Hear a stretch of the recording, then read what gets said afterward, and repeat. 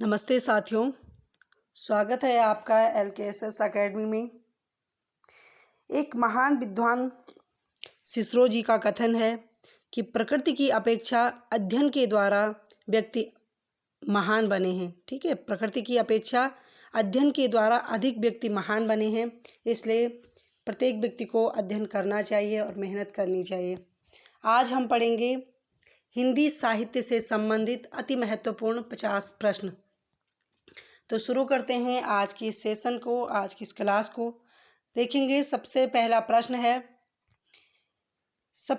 प्रश्न है कि हिंदी साहित्य के इतिहास लेखन का सबसे पहला प्रयास किसने किया था। हिंदी साहित्य इतिहास के लेखन का सबसे पहला प्रयास किसने किया था? तो किसने किया था?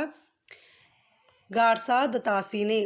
आंसर होगा गारसा दतासी, जो कि एक फ्रेंच विद्वान थे। ठीक है, फ्रांसीसी थे और इनका हिंदी साहित्य इतिहास से संबंधित जो ग्रंथ था वो था इस्तवार द ला लिटरेचर एंदुई हिंदुस्तानी। अगला है, गारसा दतासी ने अपनी पुस्तक की रचना किस भाषा में की?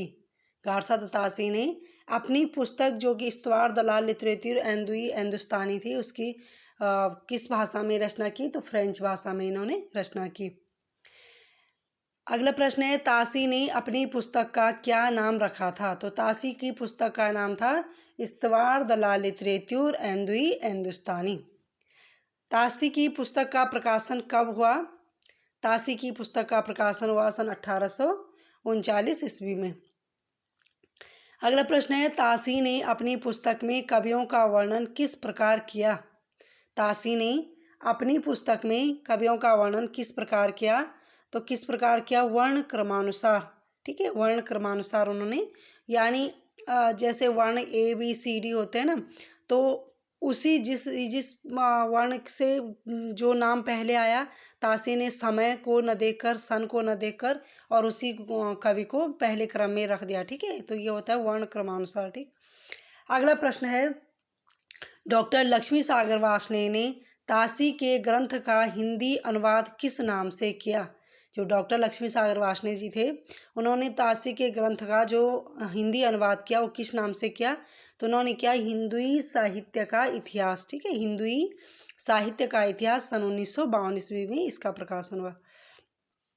अगला प्रश्न है, हिंदी साहित्य इतिहास लेखन की परंपरा में हिंदी भाषा में लिखा प्रथम ग्रंथ कौन सा है? ठीक है, तो जो हिंदी साहित्य का इतिहास लिखने का जो सबसे पहला प्रयास गारसा दतासी ने किया था, लेकिन उन्होंने किस भाषा में लिखा? फ्रेंच भाषा में। और यहाँ क्या है कि हिंदी साहित्य का इतिहास लेखन की परंपरा में हिंदी भाषा में जो पहला प्रयास किया वो किसने किया, या पहला ग्रंथ लिखा? तो लिखा किसने? महेश दत्त शुक्ल जी ने। क्या था उनके ग्रंथ का नाम? भाषा काव्य संग्रह। ठीक है, भाषा काव्य संग्रह महेश दत्त शुक्ल जी द्वारा रचित है। ठीक, भाषा काव्य संग्रह का प्रकाशन कब हुआ?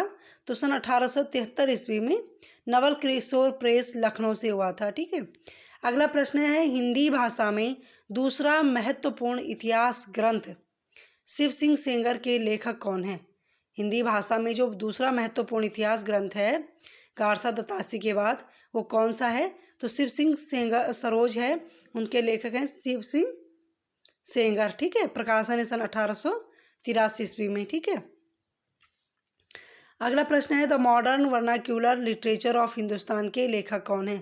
तो George Grierson ji the modern vernacular literature of Hindustan के लेखक हैं और इनका ग्रंथ सन 1888 ईस्वी में एशियाटिक सोसाइटी ऑफ हिंदुस्तान की पत्रिका में प्रकाशित हुआ था। ठीक है, अगला प्रश्न है, the modern vernacular literature of Hindustan का हिंदी साहित्य का प्रथम इतिहास शीर्षक से हिंदी अनुवाद किसने किया?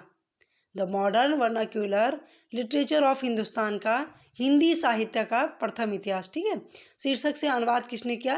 तो यह अनुवाद किया था जॉर्ज ग्रियर्सन के ग्रंथ का डॉक्टर किशोरी लाल गुप्त ने सन 1957 में। ठीक है, अगला प्रश्न है, ग्रियर्सन ने कवियों का वर्णन किस प्रकार किया? ग्रियर्सन ने कवियों का वर्णन किस प्रकार किया? तो ग्रियर्सन ने कवियों का जो वर्णन किया है वो काल क्रमानुसार किया है और जो कि सही भी था। ठीक है, क्योंकि गारसा दत्तासी ने तो वर्ण क्रमानुसार किया कि चाहे वो कभी 100 साल या 50 साल या 20 साल बाद रचना कर रहे हैं, लेकिन उनको क्या है, वर्ण वर्ण के अनुसार, यानी उनके नाम के अनुसार क्या है, नाम के जो वर्ण हैं जैसे ABCD हैं, तो उन्हीं के अनुसार क्या कर दिया, कवियों को आगे रख दिया। जबकि ग्रियर्सन जी ने जो कवियों का काल क्रमानुसार दिया, वो कवियों का वर्णन किया उनके काल यानी उनके समय के अनुसार किया है। ठीक है, जिस कवि ने पहले रचना की उसी कवि को पहले क्रम में रखा है। अगला प्रश्न है, 16वीं 17वीं शताब्दी के युग को हिंदी का स्वर्ण युग किसने माना है, यानी भक्ति काल को स्वर्ण युग किसने कहा है, तो यह कहा है ग्रियर्सन ने। अगला प्रश्न है, मिस्र बंधु विनोद नामक इतिहास ग्रंथ की रचना किसने की, तो सभी जानते हैं कि मिस्र बंधु यानी मिस्र बंधुओं ने, ठीक है, मिस्र बंधुओं ने मिस्र बंधु विनोद की रचना की। और अगला प्रश्न है, मिस्र बंधुओं में कौन कौन व्यक्ति आते हैं, ठीक है, मिस्र बंधुओं में कौन कौन व्यक्ति आते हैं, तो ये हैं गणेश बिहारी मिश्र, श्याम बिहारी मिश्र और सुखदेव बिहारी मिश्र, इनमें आते हैं, ठीक है, मिस्र बंधुओं में। अगला प्रश्न है, आचार्य रामचंद्र शुक्ल द्वारा रचित हिंदी साहित्य का इतिहास का प्रकाशन कब हुआ, तो ये हुआ था सन 1929 ईस्वी में, ठीक है। और नागरी प्रचारणी सभा द्वारा प्रकाशित हिंदी शब्द सागर की भूमिका के रूप में इन्होंने प्रकाशन किया, ठीक है। पहले किस नाम से था, हिंदी शब्द सागर की भूमिका, ठीक है। अगला प्रश्न है, आचार्य रामचंद्र शुक्ल ने किन कवियों को कवि वृत्त संग्रह, बहुत ही महत्वपूर्ण है ये, कि आचार्य रामचंद्र शुक्ल ने किन कवियों को कवि वृत्त संग्रह संज्ञा से अभिहित किया, तो आचार्य रामचंद्र शुक्ल जी ने शिव सिंह सेंगर, जॉर्ज ग्रियर्सन और मिस्र बंधुओं के इतिहास को कवि वृत्त संग्रह नाम से अभिहित किया है, ठीक है। बहुत ही महत्वपूर्ण है प्रश्न। प्रश्न नंबर अगला है, प्रत्येक देश का साहित्य वहाँ की जनता की चित्तवृत्ति का संचित प्रतिबिंब होता है, यह कथन किसका है, तो यह कथन है आचार्य रामचंद्र शुक्ल का। अगला प्रश्न है, a sketch of Hindi literature, a sketch of Hindi literature के लेखक कौन है, तो a sketch of Hindi literature के लेखक हैं एडविन ग्रीव्स महोदय, ठीक है। और इसका प्रकाशन सन 1917 ईस्वी में होता है और अंग्रेजी भाषा में लिखा यह ग्रंथ है, ठीक है। अगला प्रश्न है, a history of Hindi literature, a history of Hindi literature नामक इतिहास ग्रंथ किसने लिखा, तो यह लिखा FEK ने, ठीक है, FEK ने सन 1920 ईस्वी में।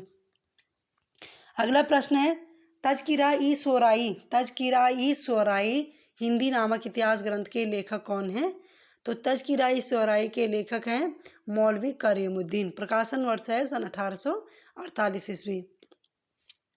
अगले कवि हैं आचार्य हजारी प्रसाद द्विवेदी।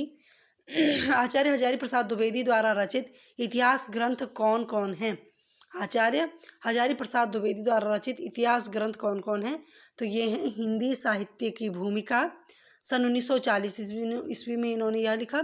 अगला है हिंदी साहित्य उद्भव और विकास, सन 1952 ईस्वी, और हिंदी साहित्य का आदिकाल भी सन 1952 ईस्वी में प्रकाशन हुआ है इसका, ठीक है। अगला प्रश्न है, हिंदी साहित्य का आलोचनात्मक इतिहास नामक पुस्तक के लेखक कौन है, तो इसके लेखक हैं डॉक्टर राम कुमार वर्मा। अगला प्रश्न है, हिंदी साहित्य का आलोचनात्मक इतिहास का प्रकाशन कब हुआ था, ठीक है, तो इसका प्रकाशन हुआ था सन 1938 ईस्वी में, ठीक है। जो डॉक्टर राम कुमार वर्मा का हिंदी साहित्य का इतिहास से संबंधित जो ग्रंथ है वो क्या है, हिंदी साहित्य का आलोचनात्मक इतिहास, प्रकाशन वर्ष सन 1938 ईस्वी। अगला प्रश्न है, डॉक्टर राम कुमार वर्मा हिंदी का प्रथम कवि किसे मानते हैं, डॉक्टर राम कुमार वर्मा हिंदी का प्रथम कवि किसे मानते हैं, तो यह मानते हैं स्वयंभू को। अगला प्रश्न है, हिंदी का प्रथम कवि राहुल सांकृत्यायन किसे मानते हैं, तो राम कुमार वर्मा ने तो स्वयंभू को माना है और राहुल सांकृत्यायन ने सरहप्पा को माना है, ठीक है, जिन्हें सरहपाद के नाम से भी जाना जाता है। अगले कवि हैं संदेश रासक के, अगला प्रश्न है संदेश रासक के रचयिता कौन है, तो संदेश रासक के रचयिता हैं अब्दुल रहमान, ठीक है, अब्दुल रहमान संदेश रासक के रचयिता हैं। अगला प्रश्न है नासिकेतोपाख्यान के रचयिता कौन है, तो नासिकेतोपाख्यान लिखा है सदल मिश्र ने, ठीक है। अगला प्रश्न है हंस जवाहिर के रचयिता कौन है, हंस जवाहिर के रचयिता हैं कासिम शाह, ठीक है, कौन है, कासिम शाह। अगला प्रश्न है a history of Hindi literature, अगला प्रश्न है कि नासिकेतोपाख्यान के रचयिता कौन है। सॉरी, ये प्रश्न 2 बार आ गया है। तो नासिकेतोपाख्यान के रचयिता हैं सदल मिश्र। भारत में प्रश्न अगला है कि भारत में थियोसॉफिकल सोसाइटी का प्रचारक कौन था। भारत में थियोसॉफिकल सोसाइटी का प्रचारक कौन था। तो ये थी श्रीमती एनी बेसेंट। ठीक है, एनी बेसेंट भारत में थियोसॉफिकल सोसाइटी की प्रचारक थी। ठीक, अगला प्रश्न है भाषा योग वशिष्ठ के लेखक कौन है। तो भाषा योग वशिष्ठ के लेखक हैं राम प्रसाद निरंजनी। अगला प्रश्न है शब्दानुशासन नामक प्राचीन व्याकरण के रचयिता कौन है। शब्दानुशासन किसने लिखा। हेमचंद्र ने लिखा है। ठीक है, अगला प्रश्न है पाहुड़ दोहा के रचयिता कौन है। तो पाहुड़ दोहा के रचयिता हैं राम सिंह। अगला प्रश्न है आर्य समाज की स्थापना किसने की। आर्य समाज की स्थापना की थी स्वामी दयानंद सरस्वती ने। अगला प्रश्न है 84 वैष्णव की वार्ता किस भाषा में लिखी गई। जो 84 वैष्णव की वार्ता लिखी थी वो किस भाषा में लिखी गई। तो यह है उसकी भाषा है ब्रज भाषा। ठीक है, लखनऊ और बाराबंकी किस बोली के क्षेत्र में आते हैं। लखनऊ और बाराबंकी किस बोली के क्षेत्र में आते हैं।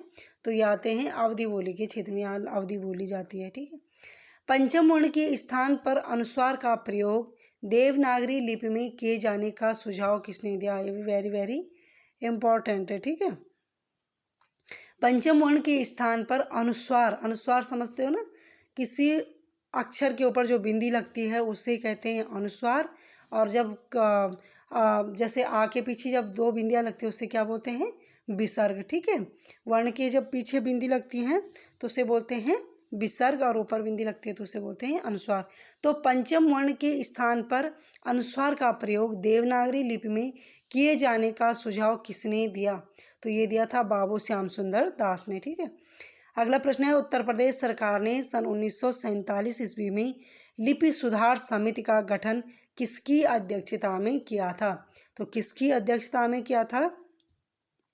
आचार्य नरेंद्र देव की अध्यक्षता में लिपि सुधार समिति का गठन हुआ था। देवनागरी लिपि में आ की 12 खड़ी स्वर ध्वनियों के स्थान पर प्रयुक्त करने का सुझाव किसने दिया था। तो यह दिया था काका कालेलकर ने। ठीक है, अगला प्रश्न है डॉक्टर राधाकृष्णन की अध्यक्षता में लिपि सुधार समिति का गठन कब किया गया।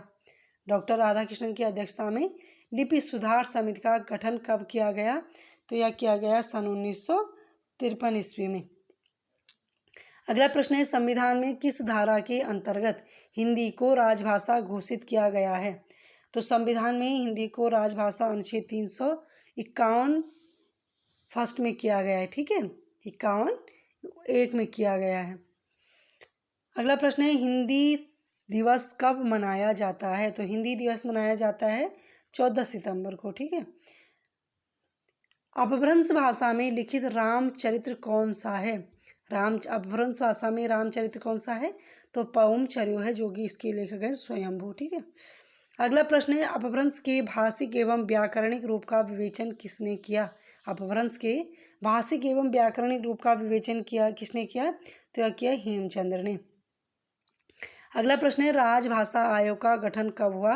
तो राजभाषा आयोग का गठन हुआ सन 1955 ईस्वी में। अगला प्रश्न है राजभाषा अधिनियम कब निर्मित हुआ। राजभाषा अधिनियम कब निर्मित हुआ। सन 1976 ईस्वी में राजभाषा अधिनियम निर्मित हुआ। अगला प्रश्न है अष्टयाम के रचयिता कौन है। अष्टयाम के रचयिता कौन है। तो अष्टयाम के रचयिता हैं नाभादास। प्रश्न नंबर 49 है कि रामायण किस भाषा में रचित है। तो रामायण किस भाषा में रचित है। संस्कृत भाषा में। ठीक है, रामचरितमानस अवधी भाषा में है, जो कि तुलसीदास ने लिखा, और रामायण किसने लिखी, वाल्मीकि ने लिखी, और यह संस्कृत भाषा में। ठीक, अंतिम प्रश्न है कि बैसवाड़ी बोली का दूसरा नाम क्या है। बैसवाड़ी बोली का दूसरा नाम क्या है। तो अवधी को ही बैसवाड़ी और कोसली कहते हैं। ठीक है, तो इसलिए अब बैसवाड़ी बोली का दूसरा नाम क्या है, अवधी। अवधी, बैसवाड़ी और कोसली एक ही बोली के नाम है। ठीक है, तो धन्यवाद साथियों, आज के लिए इतना ही। मिलते हैं अगले वीडियो में, तब तक के लिए जय हिंद जय भारत।